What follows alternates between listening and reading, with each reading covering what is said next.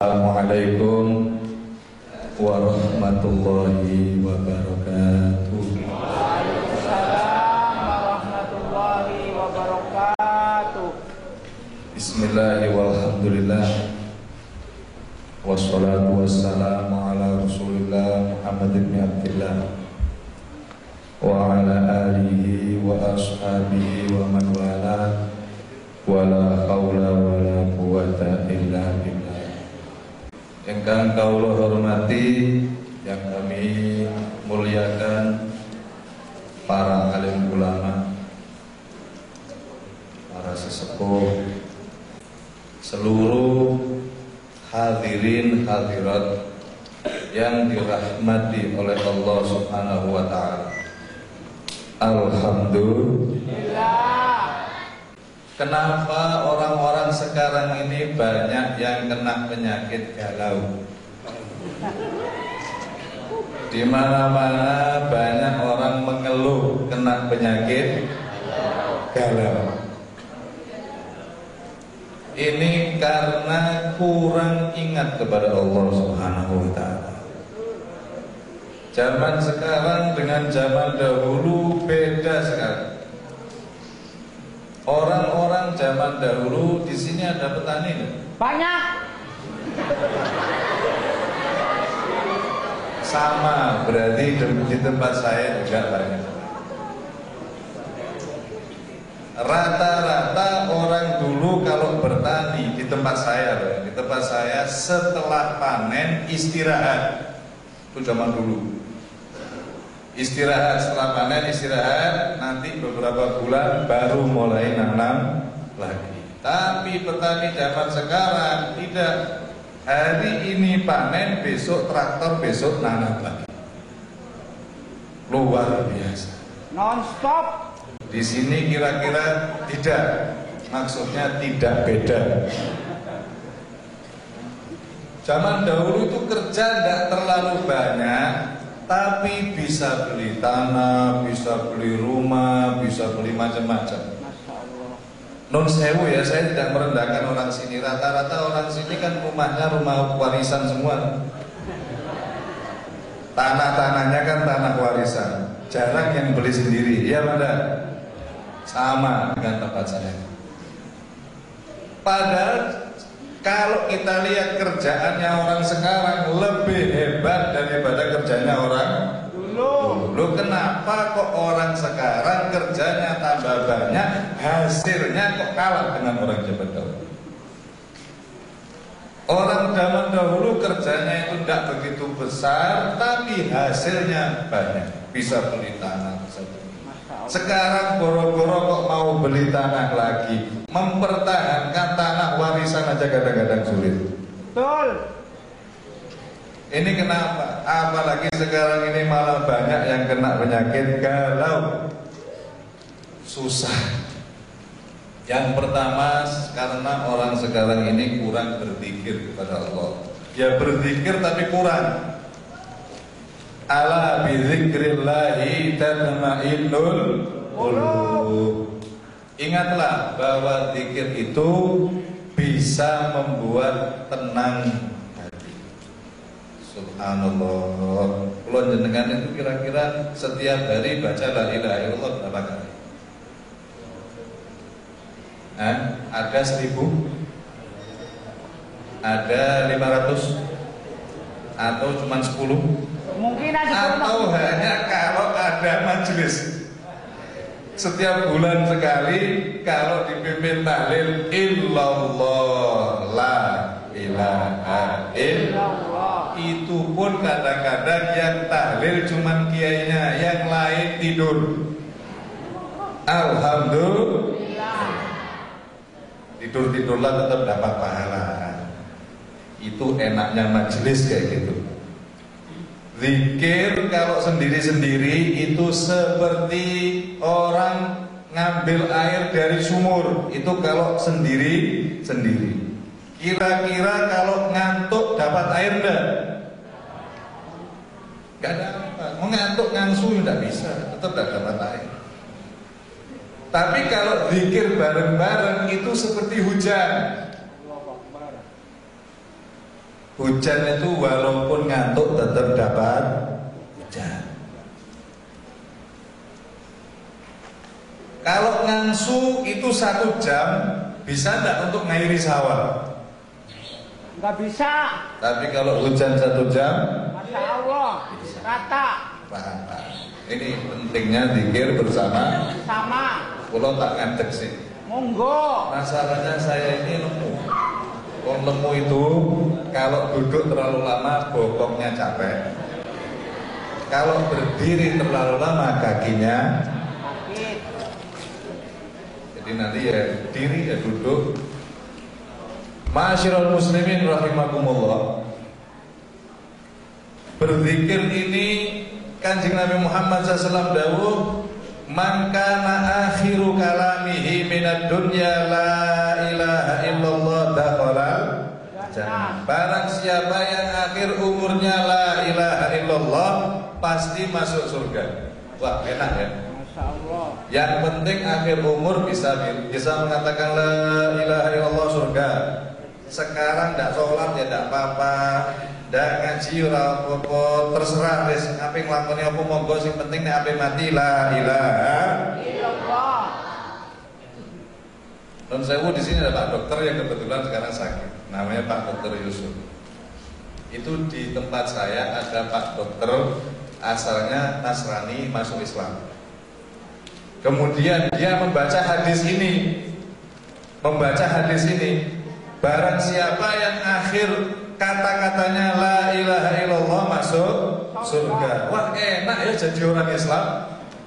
Kalau gitu tidak usah ibadah, tidak usah apa-apa, yang penting kalau mau mati la ilaha illallah. Sekarang saya mau tanya, saya pribadi itu sering menyaksikan orang mau meninggal, itu sering. Tapi non sewu, saya belum pernah mendengar orang meninggal kok mengeluarkan kalimat la ilaha illallah, itu saya jujur belum pernah. Jarang. Panjenengan ada nggak yang pernah mendengar? Belum pernah, Pak. Ternyata sulit ya. Ini dokter ini mengadakan eksperimen, mengadakan percobaan. Ngomong sama susternya, suster nanti kalau ada orang sakit yang kira-kira itu sudah Senin Kemis wis meh mati, nek cara medis sudah tidak mungkin untuk disembuhkan, tolong kabari saya. Tidak lama telepon, Pak Dokter ini di kamar mawar, ada orang sudah kira-kira ini sudah tidak mungkin hidup. Lah KTP-nya Islam enggak? Islam dokter. Diparani. Dituntun la ilaha illallah sampai 1 jam tidak, malah yang keluar itu gitu. Pasien pertama gagal. Coba cari yang lain suster. Oh ya Pak Dokter, nanti kalau ada yang lain tak kabari. Ada lagi Pak Dokter, ini ada isu udah megah-megah. Dituntun la ilaha illallah 2 jam, keluarnya pasien kedua Gagal. sampai pasien yang ke-30 gagal. Pasien yang ke-31 berhasil. Ternyata orang babakan. Amin ya rabbal. Pasien yang ke-31 berhasil. La ilaha illallah. Dia mengatakan la ilaha illallah. Pasien ke-31 berhasil. Sementara penelitian dihentikan. Dicek dulu, kenapa kok pasien nomor 1 sampai 30 kok gagal? Pasien pertama ditanya kehidupannya tiap hari. Waduh, tiap harinya itu bukan cuma minuman manusia yang diminum, minuman setan pun juga diminum. Lalu setan aja tidak pernah minum minuman manusia kok. Ini no manusia kok minum minuman Setan. betul. rakus. Setan itu belum pernah minum kopi, itu belum ada. Setan belum pernah saya dengar minum teh, itu belum pernah. Lu ini kok minum arak? Arak lah ya minumannya setan. Ini orang rajin minum arak, oh pantes. Mau mati dituntun la ilaha illallah, tidak bisa. Yang kedua, wah ya sama, tidak pernah sholat, tidak pernah puasa, matinya hari Jumat tapi ditabrak truk. Loh, orang itu jangan dilihat Jumatnya loh. Itu katanya kalau mati dino Jumat itu baik, baik kalau matinya sujud. Kalau matinya tidak Jumatan tabrak truk ya tidak baik loh. Jangan dilihat harinya. Jangan dilihat harinya. Tabrak truk megap-megap ke rumah sakit, dituntun ya tidak bisa. Matinya tidak pernah sholat. Pasal kedua, walhasil kesimpulannya sampai pasal ke-30 semuanya manusia bermasalah. Yang ke-31, Masya Allah, 5 waktu sholat berjamaah. Setiap malam Jumat ikut ibu-ibu ikut tahlilan, ikut jamiah tahlilan. Malam 11 ikut jamiah manakiban. Setiap malam 11 ada ziarah kubur, ikut berziarah. Ziarah wali-wali sregep, mencari barokah dari para kiai, senang dengan para ulama, senang cinta kepada Nabi Muhammad sallallahu alaihi wasallam. Ya pantas dituntun bisa. Panjenengan bayangke kula jenengan samangke niki Nun Sewu nggih, jenengan pas sakit gigi. Pas sakit gigi, terus ada temannya bilang, "Mas, la ilaha illallah, kira-kira panjenengan manut atau panjenengan tempeleng itu orang?" Jujur aja ini, jujur. Pas sakit gigi itu cemut gitu. Terus ada temannya bilang, "Mas, udhkur rabbak, ingat sama Allah, la ilaha illallah. Kira-kira sampean manut la ilaha illallah atau marah tapuk sisa?" Ibu-ibu bagaimana ibu-ibu, kira-kira kalau lagi cekot giginya terus ada yang bilang, "Bu, la ilaha illallah, tempeling atau nggih?" Pasti jawabannya nanti kalau sembuh 1000 kali saya baca. Coba, itu baru gigi 1. Padahal ketika mau mati, ceritanya Nabi, yang sakit bukan gigi 1, seluruh gigi ini sakit. Mulai dari ujung rambut sampai ujung kaki sakit. Kira-kira pas saat itu dituntun la ilaha illallah, marah atau mau? Kalau lagi gigi 1 aja sudah tidak mau. Bagaimana kalau gigi atas, gigi bawah sakit semua, ujung rambut, ujung kaki sakit semua, dituntun la ilaha illallah, kira-kira mau? Oleh karena itu perlu latihan. Mulai sekarang perlu illallah, la ilaha illallah. Kira-kira kalau ke pasar, kira-kira ibu-ibu kalau ke pasar bawa tasbih ini berani dan illallah, la illallah, la illallah, berani? Sangkanya orang gila, Pak. Betul. Orang stres. Iya. Ini orang gila ini. Iya, betul. Nah, sekarang pertanyaannya, kalau bawa HP di tengah pasar, bawa HP, oh ya, jangan khawatir, masalah itu sih bisa dikomunikasikan. Oh, enggak apa-apa.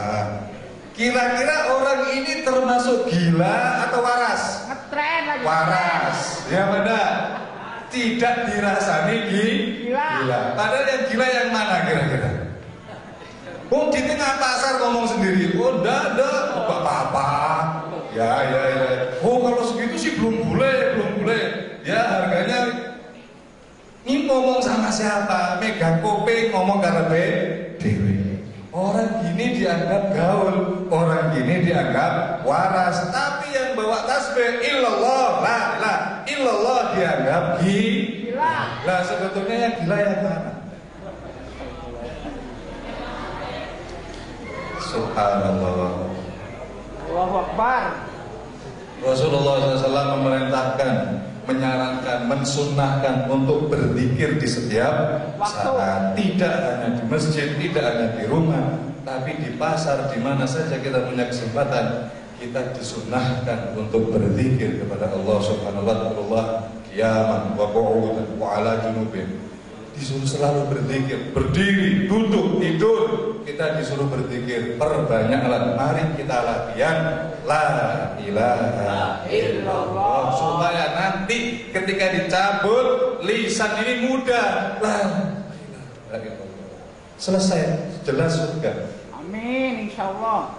Oke, yang penting kita ini kalau keluar dari dunia la ilaha illallah, selesai, masuk surga.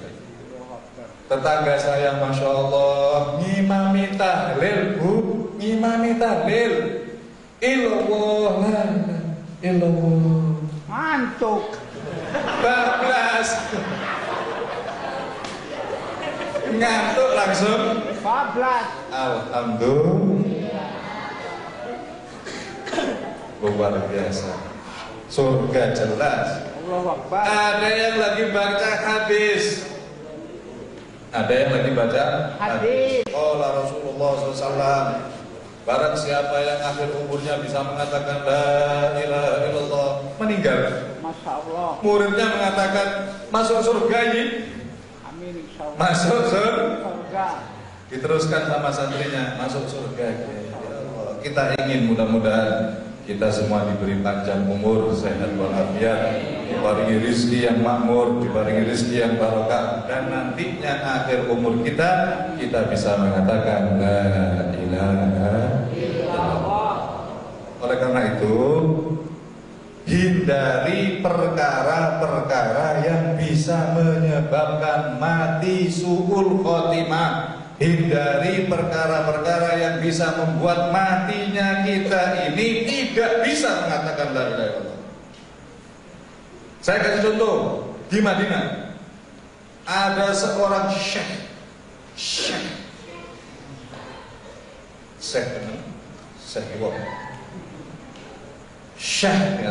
itu sudah tingkatan guru, sudah alim.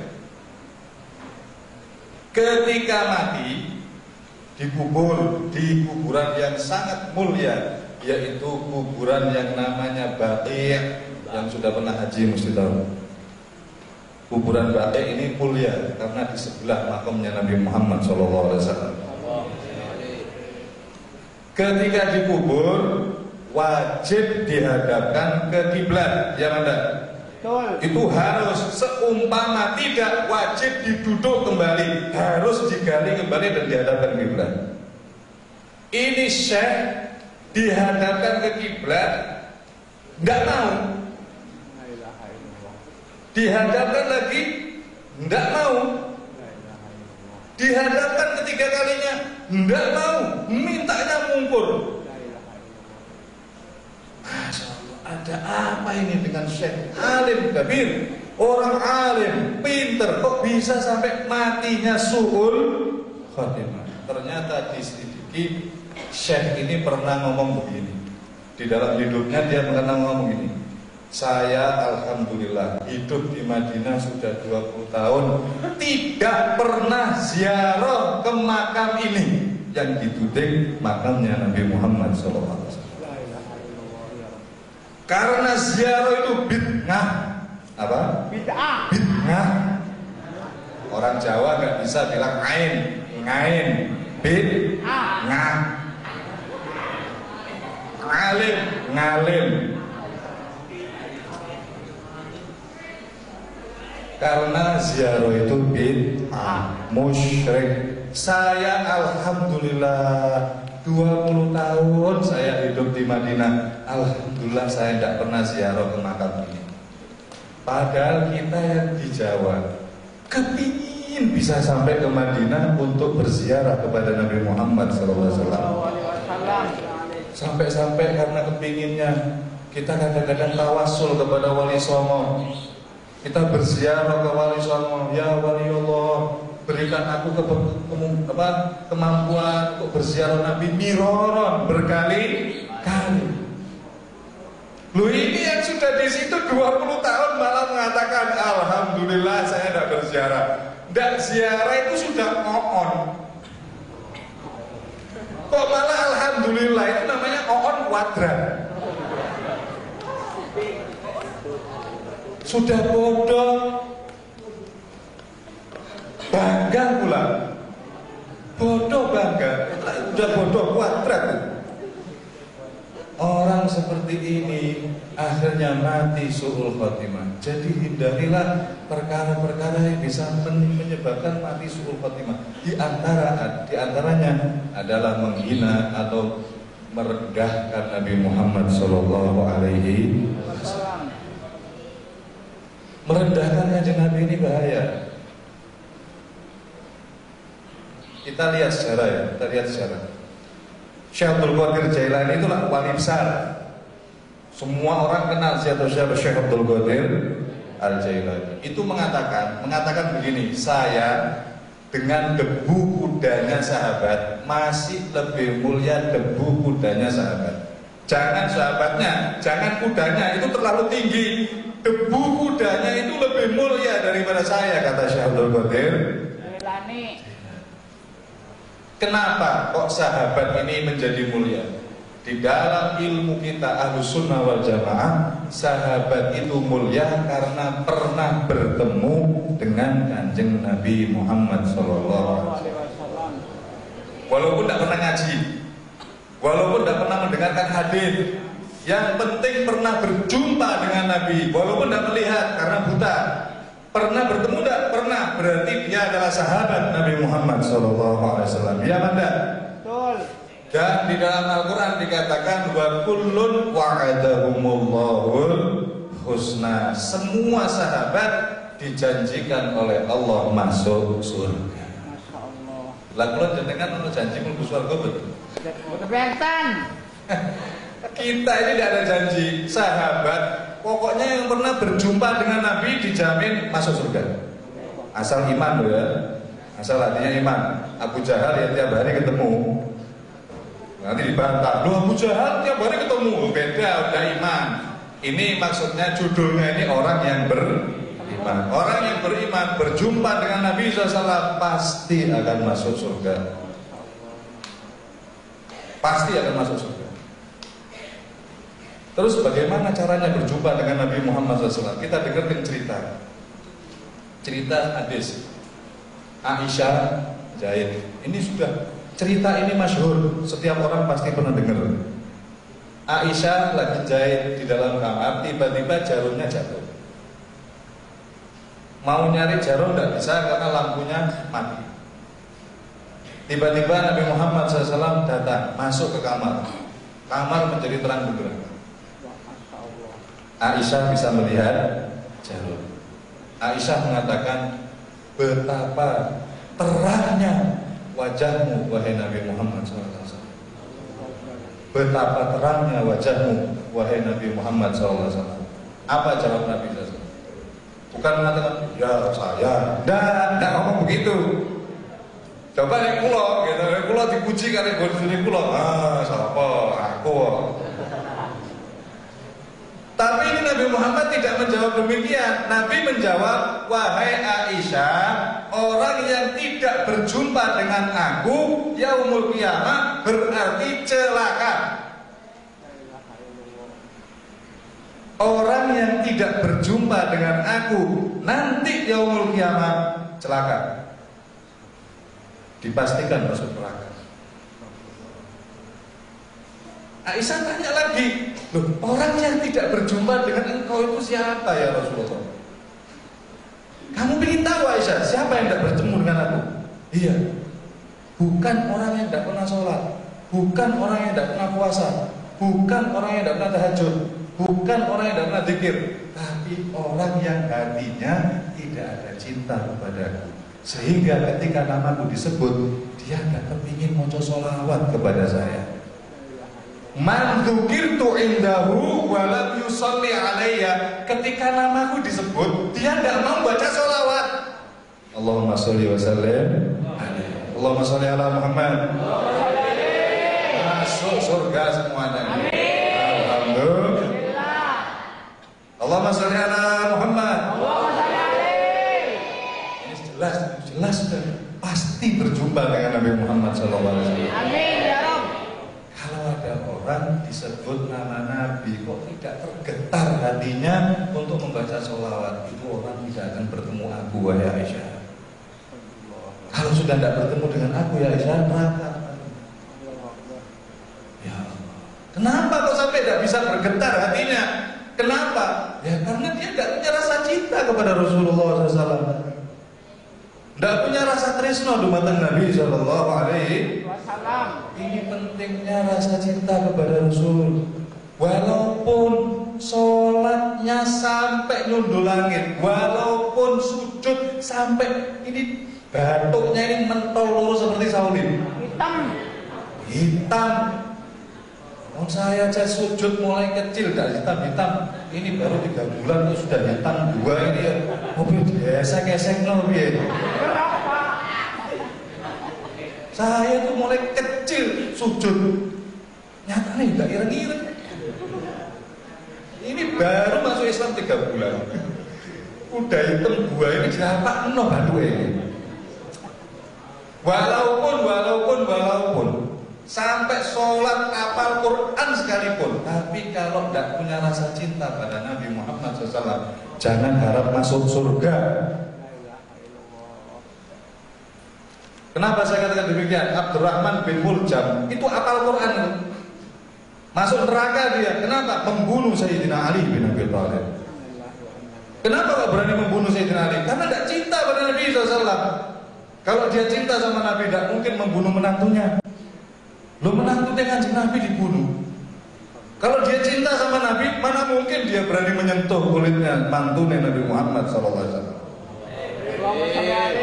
Tidak ada cintanya kepada Rasulullah. Hafal Quran, Abdurrahman bin Muljam hafal Quran, tapi masuk neraka dia. Tidak jaminan hafal Quran, tidak jaminan orang itu ibadah banyak. Kalau hatinya tidak ada rasa cinta kepada Rasul SAW, percuma. Tidak ada gunanya, karena Rasulullah itu orang yang paling dicintai oleh Allah Subhanahu wa Ta'ala. Allahu Akbar. Kalau ada orang tidak cinta pada Nabi, Allah cemburu. Kalau ada orang yang tidak cinta sama Nabi, Gusti Allah cemburu. Kanjeng Nabi tidak ada masalah, tapi Gusti Allah yang cemburu. Oh, kurang ajar. Contoh gini, saya ini tukang, betul saya nggak enak. Nih, misalnya orang sini. Pak siapa gitu, orang Pak Slamet, orang Babakan, tukang hebat, tukang kayu yang sangat hebat, sudah keliling dunia. Senior. Bukan hanya keliling Indonesia, tapi keliling dunia. Spanyol, mana-mana sudah. Spanyol itu separuh nyolong.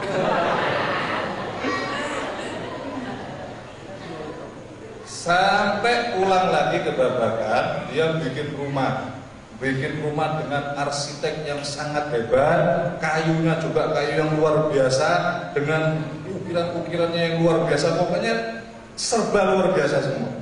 Setelah jadi, orang-orang Babakan semuanya dijak tasyakuran, diundang makan-makan. Setelah itu keluarnya ditanya, "Iya Mak, bagaimana rumah saya? Bagus enggak?" Ada yang bilang, "Wah, istimewa." Sangoni. Bagaimana rumah saya? Rumah saya bagaimana? Wah, luar biasa. Sangoni. Terakhir, tamu yang terakhir. Wis gak ngerti apa-apa, gaya pol, sombong ora karu-karuan. Bagaimana rumah saya? Biasa-biasa saja. Rumah kayu, tidak ada yang istimewa.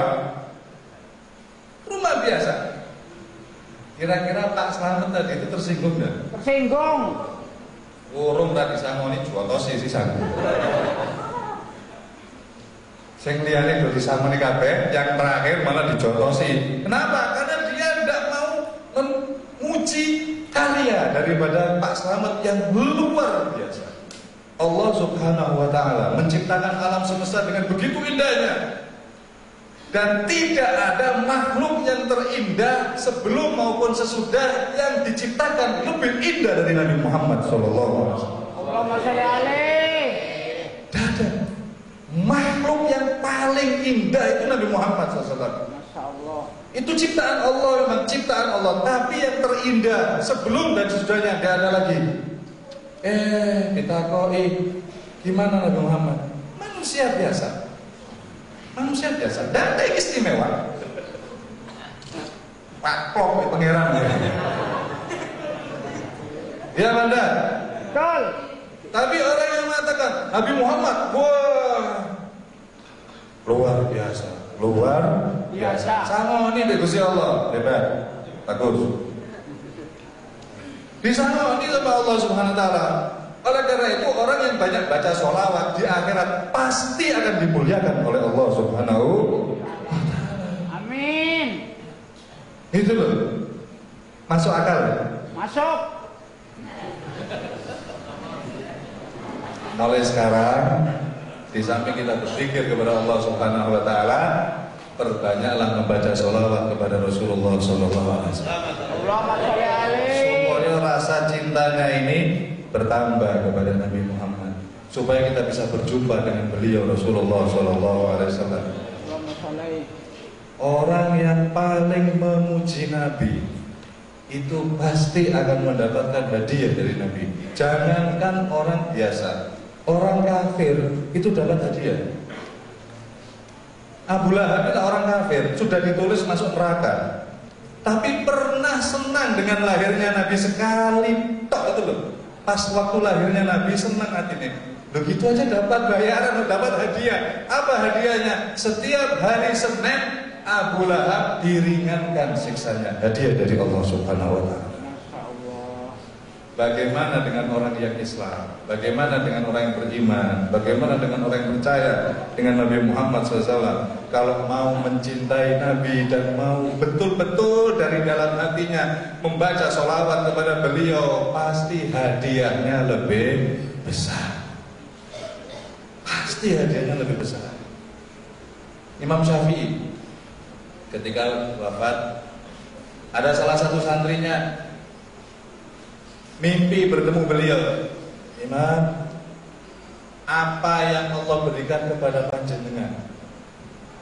Apa jawab Imam Syafi'i? Aku diberi gedung yang tidak bisa aku lihat ujungnya.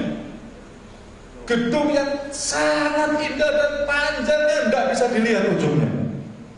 Tanpa ujung, saking panjangnya itu gedung. Karena apa Imam? Karena aku mengarang sholawat. Allahumma sholli afdalas salati ala as'adi makhluqatika syamsi duha badri tuja nuril huda sayyidina Muhammadin wa ala alihi wasallam adada ma'lumatika wa midada kalimatika kullama dzakarahu dzakirun wa ghafala an dzikrikal ghafilun. Gara-gara sholawat itu Allah memberi hadiah kepadamu gedung yang tidak bisa dilihat. Itu kata Imam Syafi'i. Barokahnya sholawat kepada Nabi SAW. Ini kan asing biasa tahlilan mesti hafal. Ya Rabbana Allahumma sholli ala sholati ala as'adi makhluqatika syamsi duha sayyidina Muhammadin. Pasti hafal. Nah, ahli tahlil. Tapi nek dipimpin dengan melu, nek dipimpin turu ya ora hafal. Itu Imam Syafi'i.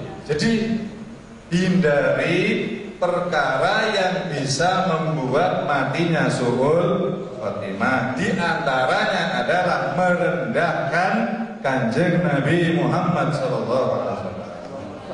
Soalnya sekarang ini ada beberapa kelompok Islam yang mengatakan membaca sholawat kepada Nabi itu bid'ah. Ada yang mengatakan ziarah bid'ah. Ada yang mengatakan Allahumma sholli ala sayyidina. Tidak boleh, jangan disayyidkan. Itu mengkultuskan, mendewa-dewakan. Cuma sayyidina aja loh Kak Allah. Jajal bapak-bapak umpamanya putranya jambal jenengan langsung dijabat. Lemes amat. Itu kira-kira sampai nurani ya kira-kira. Pasti ditambahi bapak. Loh, anaknya aja memanggil orang tuanya pakai bapak, memanggil ibunya pakai ibu. Loh, kenapa panggil Nabi Muhammad tak boleh pakai sayyidina? Ini karena dalam hatinya sudah terkikis rasa cinta kepada Nabi Muhammad SAW.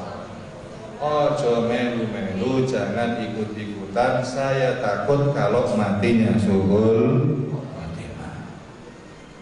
Dikhawatirkan kok iki lho, Syekh Madinah. Niku kuburannya dekat Nabi lho, Nabi gak bisa beri syafaat, apalagi yang dikubur dibakar. Lu siji kubur cedeke Kanjeng Nabi aja gak bisa dapat syafaat, apalagi yang dikubur di sini. Jauh dari Nabi Muhammad sallallahu alaihi wasallam. Hindari. Jangan dekat-dekat orang-orang seperti itu. Benar sing ngarani muncul sholawat. Ada apa pakai terbang segala, diterbangi. Tak jawab lah, daripada orang-orang ini ngamplengi raimu lah, ya apik ngamplengi terbang. Lah terus piye mau dijawab apa? Orang kayak gini nih enaknya gitu aja. Lah daripada tangannya nganggur ngamplengi kamu lah repot. Masih luwung ngamplengi terbang. Wong terbangan ya dibahas. La haula wala quwata illa billah. Ini orang-orang yang tidak punya gawean. Kalau kita kan sudah terlalu banyak gawean.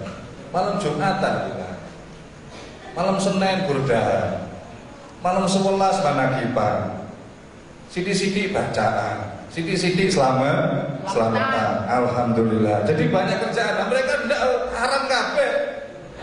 Tahlil haram, manakib haram, tidak boleh semua, nganggur. Nah, karena nganggur ya otaknya ya rusak. Akhirnya otaknya tidak karu-karuan, ruwet gara-gara nganggur. Orang itu kalau nganggur akhirnya pikirannya jadi ruwet. Iki wonten cerita meleh, namanya Syekh Hisam. Kalau tak longgo iki mulai kesel sih. Monggo. Wonten Syekh namanya Syekh Hisam. Syekh Hisam ini tiyang sugih. Dia termasuk pejabat di OPEC, organisasi pengekspor minyak dunia. Dia salah satu pejabat di situ. Punya anak cuma satu. Syekh Hisam itu dari kecil sudah dididik dengan faham yang seperti itu. Ziarah haram, manakipan musyrik, tahlilan musyrik, terus haram kabeh. Sekarang sing kena, terus kabeh haram kabeh. Lah sing bener kok haram kabeh, bal-balan. Kalau sepak bola sunah. Kalau badminton sunnah. Ini mulai kecil sudah dididik seperti itu. Jadi sudah yakin di dalam hatinya seperti itu, musyrik semua. Delala ini anak satu-satunya, anak tunggalnya kena penyakit, dibawa ke dokter, diperiksa, ternyata otaknya itu ada setnya, ada ulernya, ada ulatnya. Nek cara Arabin itu ad-dima mudawwad. Ad-dima mudawwad. Jadi uteke niku ana sete. Diperiksa dengan komputer betul, akhirnya dibawa ke Amerika. Sampai di sana mau dioperasi. Ini harus dioperasi. Nah, terus bagaimana? Kalau berhasil anakmu cacat. Nah, kalau gagal mati. Ini operasi, kalau berhasil anakmu cacat. Kalau gagal mati. Padahal anak satu. Akhirnya dia mikir ini anak ini harus keluar dari akidah saya. Dia keluar dari akidahnya, ikut Ahlus Sunnah, lari ke Madinah, ngomong sama penjaga makam. Kalau kamu bisa ngambilkan tanah kuburannya Nabi Muhammad SAW, ojo ake-ake sak gegem ae. Kamu tulis berapa yang kamu minta, ini cek tulis sendiri. Kamu tulis sendiri sudah, minta berapa triliun, tulis sendiri. Asal bisa kamu ambilkan satu genggam tanah kuburan Nabi Muhammad SAW. Ini sudah keluar dari akidahnya sudah. Padahal menurut akidahnya dia musyrik. Mumet mikirnya anaknya mumet. Ngawur sudah saya keluar dari akidah saya. Karena menurut beberapa kiai, menurut beberapa ulama ini barokah. Sudah kamu ambilkan, kalau bisa kamu tulis sendiri. Sing Joko, kamu haram, musyrik ini nggak boleh. Ya terserah, kamu mau megang musyrik, nggak oleh duit. Kamu pegang itu musyrik, nggak oleh duit. Atau musyrikmu kamu tinggalkan sebentar, dapat duit. Megang musyrik melarat terus. Gawe musyrikin. Sing penting oleh duit.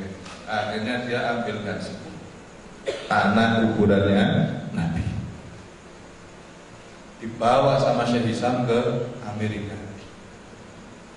Sampai di Amerika baca sholawat kepada Nabi Muhammad SAW. Tanah itu usek musiraya naik.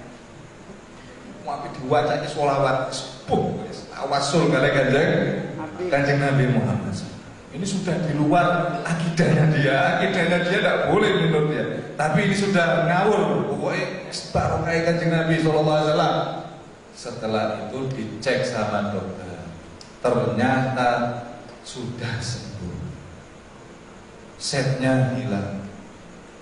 Masya Allah, gembiranya saya kapok. Sekarang udah ikut-ikutan si model musyrik bid'ah haram, hukum Islam cuma 3.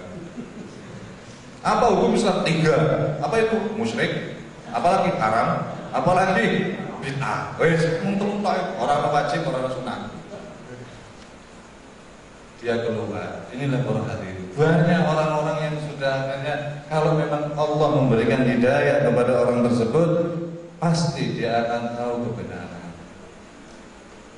dan meninggalkan hal-hal yang tidak semestinya. Ini saya takutnya apa? Matinya mati su'ul khatimah. Hindarilah perkara yang bisa membuat mati su'ul khatimah.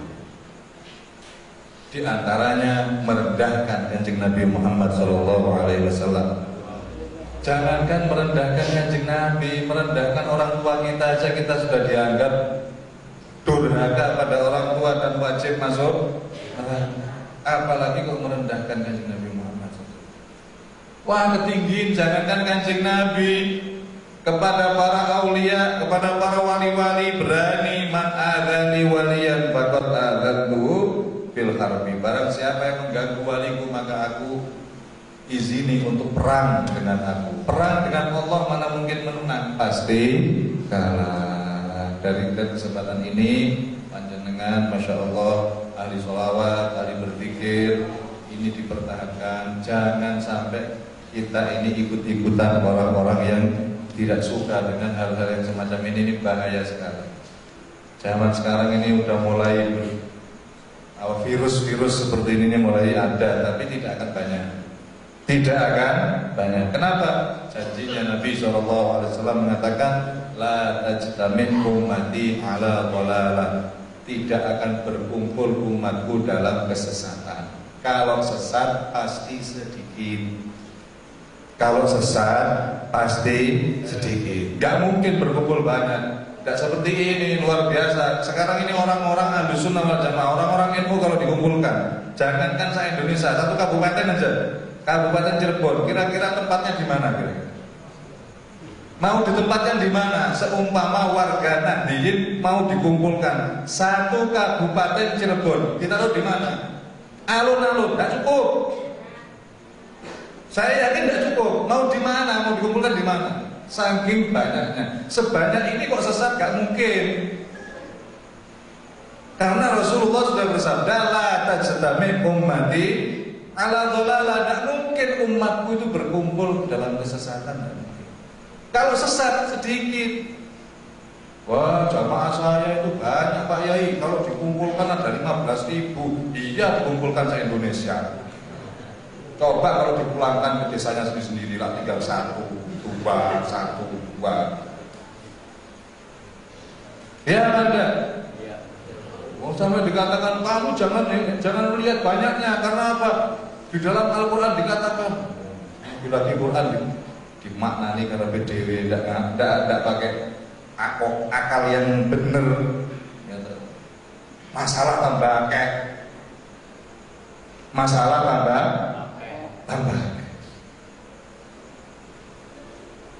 katanya jangan ikuti orang-orang banyak. Apa itu dalam Al-Quran itu? Aktsar man fil ardi wala tattabi' aktsar man fil ardi yudilluka. Ayatnya bagaimana? Janganlah kamu mengikuti, yang artinya kurang lebihnya janganlah kamu mengikuti sebagian besar orang di muka bumi. Yudilluka an sabilillah, akan menyesatkan kamu dari jalan Allah. Itu dibuat dalil. Jadi kalau kebanyakan di desamu tahlilan, jangan ikuti. Di desamu bagaimana? Banyak manakib banyak, jangan ikuti. Banyak yang ziarah banyak, jangan ikuti. Kalau kamu mengikuti kebanyakan orang, nanti kamu akan tersesat. Nah ini bagaimana jawabannya? Loh, manfil ardi itu bukan manfil kampungi. Kebanyakan orang di muka bumi, bukan di kampungmu. Kamu itu otakmu di mana? Isinya tuh di dengkul. Kalimatnya kan manfil ardi, orang yang di muka bumi. Nah sekarang di muka bumi ini yang ada di seluruh dunia, itu banyak yang berzikir, banyak yang tahlil atau tidak? Ya jelas tidak. Lah orang Amerika tidak ada yang tahlilan, lah orang Rusia ya tidak ada yang tahlilan. Kalau dibandingkan dengan orang yang tidak baca tahlil, masih banyak yang tidak baca tahlil. Itu loh. Jadi bukan manfil kampungi, bukan manfil desai, manfil ardi, di muka bumi, bukan hanya di desa. Jadi jangan kita ini kadang-kadang ya Allah. Saya katakan tadi sama Pak Kiai Busairi bahwasanya kita ini Ahlus Sunnah itu ibarat toko, itu sudah toko besar segala macam ada. Pak Yai, dalilnya tahlilan ada enggak? Ada. Mana? Wis boleh dhewe, tokoku kegedean, boleh iya angel. Boleh pojokan kono. Karena sudah terlalu besar sekali, komplit, semua ada. Cuman saya kadang-kadang bingung naruhnya di mana, saya lupa. Contoh kalau itu gak ada mobil gitu. Gak ada mobil tahun 70. Mobil sedan tahun 70. Mobilnya kali kulo tuwek mobilnya. Kulo lahir 72, mobilnya lahir 70. Ada onderdil yang rusak. Saya tanya ke Semarang, Pak, onderdil kayak gini ada enggak? Ada. Mana? Cari sendiri. Pokoknya ada. Ini toko saya, ini besar. Cari sendiri, pasti ada. Nah, ini juga sama. Jadi jenengan kalau ditanya tahlilan itu dalilnya apa? Ada. Dalilnya ada. Mana? Cari sendiri. Pokoknya ada. Kenapa? Ya, karena terlalu besar toko saya ini, terlalu besar. Tapi kalau toko-toko yang baru, toko-toko yang baru biasanya itu tidak pakai komplit. Ada rokok di Samsung? Tidak ada. Gudang garam? Tidak ada. Bayangkan dia apa? Adanya cuma jarum super tok. Kalau jarum super ada, kalau di Samsung tidak ada, gudang garam tidak ada. Tokonya kecil loh, baru buka. Sama dengan ini, sekarang ini ada aliran-aliran baru ya, ada aliran baru tanya, bagaimana tahlilan? Oh tidak ada dalilnya, tidak ada. Jawab tidak ada, ya tokomu cilik. Ya orang lagi buka di ini, baru buka kemarin, jadinya tidak komplit. Lah kalau toko saya sudah buka mulai zaman dulu, mulai zaman Nabi Muhammad SAW. Umurnya 1400 tahun yang lalu, ya komplit segala macam. Ada, cuman tempatnya saya lali. Mending di tokonya aku lali, saking gedene tuh. Masya Allah, ini harus panjenengan yakini supaya tidak gampang dipengaruhi orang. Kadang-kadang anak-anak itu dibunuh, tidak ada dalilnya. Kita ini termasuk kelompok yang membela sunnah. Kita ini kelompok yang membela sunnah, membersihkan kemusyrikan. Membersihkan kemusyrikan. Lawang ulama-ulama dulu, wali-wali songo itu menjadikan umat Hindu, umat kafir jadi Islam. Loh, sekarang anak-anak baru ini kalau mengkafirkan umat Islam. Ya, naudzubillah min dzalik. Ini saya katakan supaya panjenengan jangan sampai ikut kelompok mereka yang berakhir dengan suhun.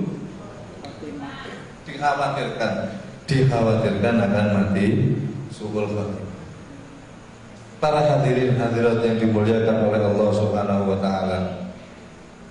Wow, kembali lagi kepada galau.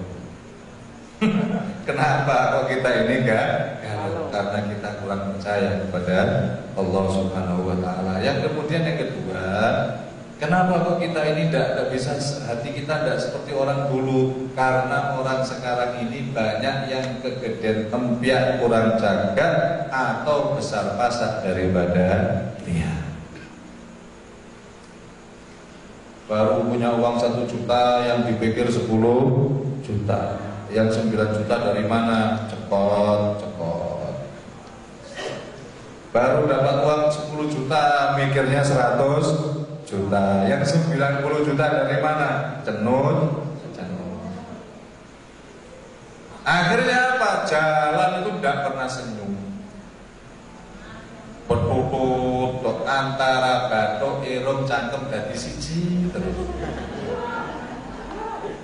Tidak bisa tertawa, tidak bisa senyum. Kenapa? Ya itu tadi. Karena besar pasak daripada dia. Nah terus bagaimana kepingin bahagia? Falyandur ahadukum ila man huwa asfal, maka hendaklah kamu melihat yang bawah. Kata orang Jawa dulu, ojo pisan-pisan ngadeg ning nisor ngambek. Jangan berdiri di bawah amben, marai sirai tetel. Jedug. Bagaimana lihat bawah? Orang dulu Masya Allah mengajari anak-anaknya supaya lihat bawah seperti sabdanya Nabi SAW. Lihat orang-orang yang di bawahnya. Kiai kok marah, tidak dimuliakan orang. Bunda belum tentu. Saya itu dulu masih tidak punya apa-apa, tidak punya, jangankan mobil, sepeda ontel saya tidak punya. Kalau saya ngaji dijemput, kalau tidak dijemput tidak datang, tidak punya kendaraan. Selesai ngaji diantarkan pulang. Begitu saya kaya, punya mobil, nggak ada yang jemput, cukup di SMS. Pak Yai sudah berangkat belum? Sudah sampai mana? Kalau selesai ngaji dia pulang, mau ada apa diantar? Ya sudah pulang sendiri, sudah punya mobil. Nah sekarang Kiai Melarat sama Kiai Sugih mulia mana? Yang mulia sih nggak duwe, berangkat dijemput, pulang diantar. Sudah kaya, tidak ada yang jemput, tidak ada yang ngantar, sudah datang sendiri, suruh pulang sendiri. Bukan saya ini niat nyindir sama panitia, enggak. Maksud saya jangan beranggapan kalau kaya itu mulia. Jangan beranggapan kalau kaya itu mulia. Mulia itu inna akramakum indallahi atqakum, yang paling mulia di antara kalian yang paling takwa, yang paling takut kepada Allah Subhanahu wa taala. Jangan melihat dari kayanya. Nyatanya sekarang saya kaya ya segini. Jadi terus bagaimana? Sekarang lihat yang bawah. Enak, saya dulu punya uang 5 juta. Ditawari mobil, Ustaz, Yai niki wonten mobil pinten 50 juta, durung pangkatku. Mobilmu bawa mulai. Lah Yai punya uang berapa? 5 juta. Ya tidak apa-apa Yai, 5 juta dulu, nanti yang kurangnya nyicil. Oh enggak, saya tidak mau cicil-cicilan. Kalau bisa tidak apa-apa, kalau tidak bisa kecicilan. Saya enak-enak ngajar, kamu tagih, bingung saya. Yai waktunya nyicil, waduh cepot-cepot aku malah repot. Wis dak durung pakatku. Saya tidak mau beli. Tahu-tahu ada nawari lagi. Ini ada lagi Yai berapa? 6,5. Nah, kalau ini pangkat saya. 6.500.000 pangkat saya. Tak tawar ya, berapa? 5. Nek oleh sini nggak boleh bawa pulang. Oh, enggak apa-apa Yai, untuk Yai enggak apa-apa, udah 5 juta. Alhamdulillah. 5 juta oleh mobil. Rugonya papat bunder semua. Rezeki nomplok. Ada yang kotak. Tahunnya tahun 70 yang saya ceritakan. Mobilnya Roma Irama. Sedan tahun beton. 5 juta, murah meriah. Yang penting hujan enggak kehujanan, panas enggak kepanasan. AC enggak ada, adanya angin gede. Buka jendela. Tapi enak, walaupun enggak ada AC, hati dingin dong, enggak mikir utang. Betul. AC-nya dingin tapi cekot-cekot tiap bulan mikirin cicilan. Saya enggak mau. Cara hidup seperti ini bisa senyum terus. Kita tiap hari bisa tersenyum. Lah mau setiap hari mikirin tanggalan terus.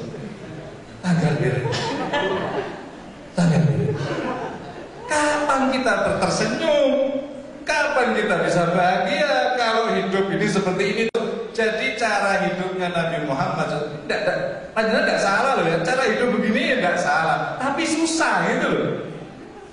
Kalau caranya Nabi tidak begitu. Caranya Nabi itu lihat yang bawah.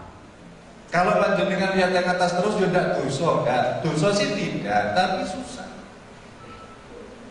Ada anak yatim jalan, tidak berani mau merokok. Kenapa? Lah cicilan belum lunas.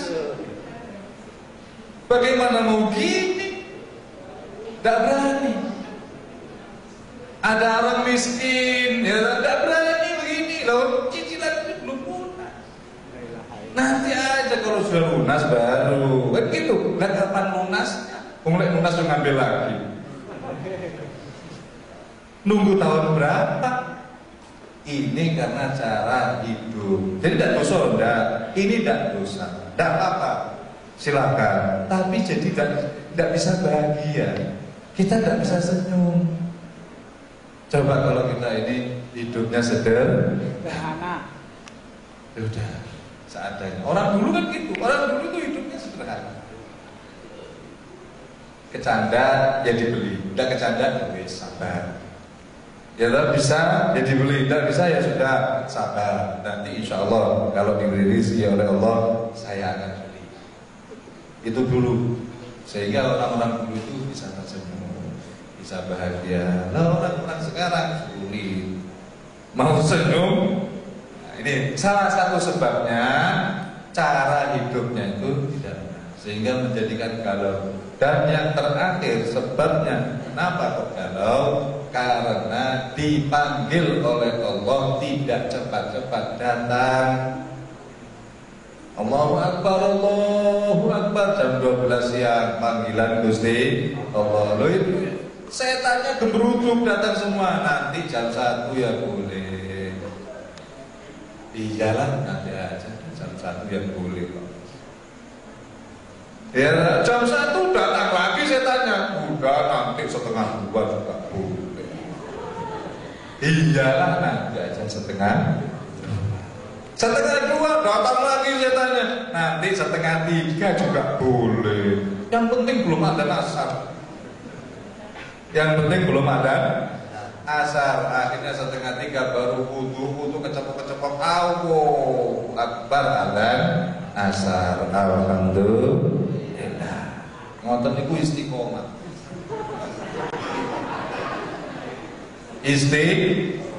Lah bagaimana kita bisa hidup bahagia kalau kita dipanggil oleh Allah Subhanahu wa taala tidak datang-datang. Yang memberi kebahagiaan itu Allah. Dan yang memberi kebahagiaan manggil tidak datang-datang. Coba umpama panjenengan kerja di sebuah perusahaan dipanggil bos enggak datang-datang. Rugi enggak? Ya rugi. Tidak mungkin panjenengan akan ngambil baju, ngambil ini, tidak mungkin. Begitu bos manggil langsung lari. Kalau perlu sudah tidak pakai baju, tidak apa-apa. Maksudnya baju kerja, lari. Kenapa? Ini bos juragan besar ini manggil. Paling tidak pasti ada hadiah-hadiah. Lari kita, tapi kita tidak. Ya Allah, saya mikirin, kau mikirin ini, itu. Ya Allah, ini yang membuat kita ini kurang bahagia hidup. Allah Subhanahu wa taala dalam hadis qudsinya mengatakan, "Inna li ibadi alayya ahdan man aqamas sholata li waqtiha la u'adzibhu abada wa udkhilul jannata bighairi hisab." Aku sudah mengadakan perjanjian dan janjiku tidak akan aku hilangkan, tidak akan aku sulayani, tidak mungkin akan aku ingkari. Janjiku tidak akan aku ingkari. Apa janjiku? Barang siapa yang bisa sholat tepat pada waktunya, tidak akan aku siksa dunia akhirat, dan pasti masuk surga tanpa aku tanya. Tidak akan aku tanya lagi. Masuk surga tanpa aku tanya. Cuman syaratnya satu, apa? Sholat tepat waktu. Kulo yakin yang babakan sami do sholat 5 waktu. Ning tepat waktunya niku sing kula dereng yakin. Tepat waktunya itu yang belum yakin. Ini yang perlu diperbaiki. Di daerah Hadramaut, saya pernah mondok di sana. Sekarang ini lagi kacau. Di sebuah kota namanya Tarim. Niku mobil yang harganya 600 juta bukan untuk ngangkut orang, tapi ngangkut suket. Dibuat ngangkut suket makanan kambing. Di sini diolak. Kalau ada yang nyentuh seneni, jangan disentuh. Mobil mahal ini. Di sana mobil harga 600 juta Land Cruiser, di sini jarang ada yang punya. Itu dibuat ngangkut suket makanan. Saking apanya? Saking luar biasa ekonominya hebat. Setiap orang punya mobil, setiap orang punya pembangkit listrik, punya sendiri-sendiri di rumahnya. Kenapa kok bisa makmur seperti ini? Panjenengan tingali, kalau tidak percaya silakan berangkat ke sana. Kalau sudah adzan, jangankan di desa, di terminal itu sepi. Terminal loh ini, terminal. Begitu adzan, semua supir-supir itu masuk ke masjid semua. Ini supir, bukan masyarakatnya supir, apalagi kiainya. Supir ini langsung sepi. Mertua saya pernah ke sana. Sudah naik taksi, sudah naik sudah tinggal jalan. Dan ditinggal sama supirnya. Mertua saya bingung, loh, kipi ini. Wis pengen laku yang burungnya, gak jadi. Maaf saya tak sholat dulu. Ya Allah, supirnya kayak gini, lah kiainya kayak apa? Dipentingkan sholatnya. Nanti sebentar tak sholat dulu. Ditinggal, padahal penumpang sudah duduk, tinggal ditater, gara-gara dengar adzan ditinggal. Ini di terminal. Bagaimana yang ada di desa-desa, di kampung saya menyaksikan sendiri. Di desa-desa itu sholat itu loh, cuman pakai sarung doang, tidak pakai baju. Kaget saya dulu, sholat tak pakai baju. Setelah itu saya tanya, panjenengan sholat kok tidak pakai baju, kok cuma sarungan? Dia bilang, apa? Saya ini tukang batu. Saya kerja dibayar sesuai waktu, jam 7 sampai jam 4 sore. Begitu adzan, saya langsung lari, tidak sempat ngambil baju, langsung sholat berjamaah. Saya tanya, loh, kenapa tidak ngambil baju dulu? Karena kalau saya ngambil baju takut terlambat sholat berjamaah. Loh, kenapa tidak ngambil baju sebelumnya saja, sebelum adzan ngambil baju? Loh, itu korupsi waktu. Saya kan dibayar jam 7 sampai jam 4. Kalau saya belum waktunya sholat sudah ngambil baju, berarti saya korupsi waktu. Rezeki saya haram. Ya Allah, astagfirullahaladzim. Kalau di sini udah biasa kayak gitu, juragannya tidak ada, rokokan.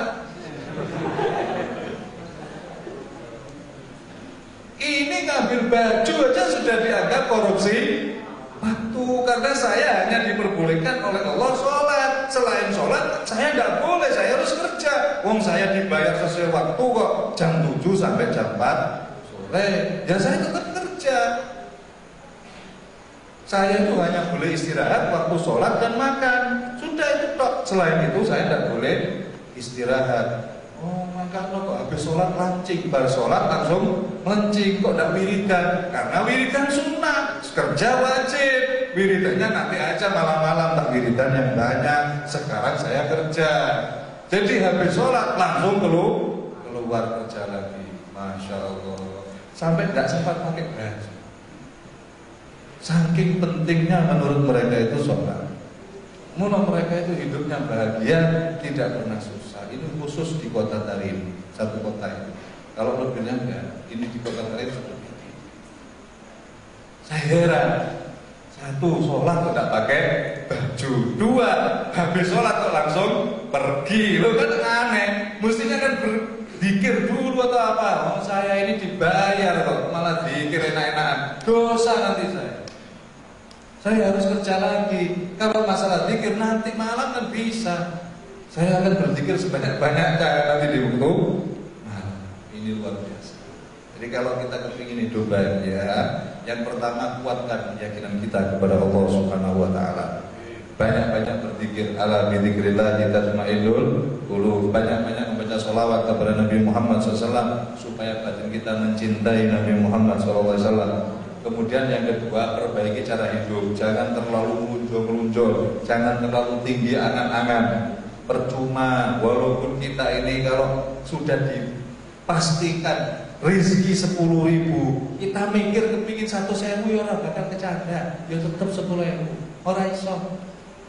Percuma malah tambah pusing sendiri. Lebih baik terima alhamdulillah. Kemudian yang ketiga, kalau sholat ini harus kita perbaiki. Syukur kalau bisa berjamaah. Kalaupun tidak berjamaah, jangan sampai keluar dari waktu. Usahakan tepat waktu. Usahakan tepat waktu. Jangan sampai terlambat, apalagi sampai keluar dari waktunya. Syukur kalau kita ini bisa berjamaah. Itu luar biasa. Dan yang terakhir dari itu, hindarilah perkara-perkara yang bisa membuat kita matinya suhul khotimah. Yang paling berbahaya adalah merendahkan Nabi Muhammad SAW. Mudah-mudahan sedikit ini manfaat. Amin. Mudah-mudahan Allah Subhanahu wa taala memberikan kepada kita panjang umur. Amin. Diberikan keberkahan hidup. Amin. Mudah-mudahan kita diberi sehat walafiat, diberikan rezeki yang barakah dan manfaat di dunia wal akhirat. Nantinya kita di akhir waktu kita bisa mengucapkan la ilaha illallah Muhammadur Rasulullah, la ilaha illallah Muhammadur Rasulullah. Itu cita-cita kita yang terakhir di dunia, dan nantinya mudah-mudahan kita berkumpul kembali seperti kumpulnya kita di tempat ini. Mudah-mudahan Allah mengumpulkan kembali kita di surga bersama Rasulullah SAW, bersama para wali-wali, bersama para kiai, bersama para sholihin, anak cucu kita ila yaumil qiyamah. Mudah-mudahan tidak ada yang tercecer di neraka, semuanya berkumpul di surga. Amin ya rabbal alamin. Wa ila hadratin Nabi sallallahu alaihi wasallam. Al-Fatihah. A'udzubillahi minasyaitonir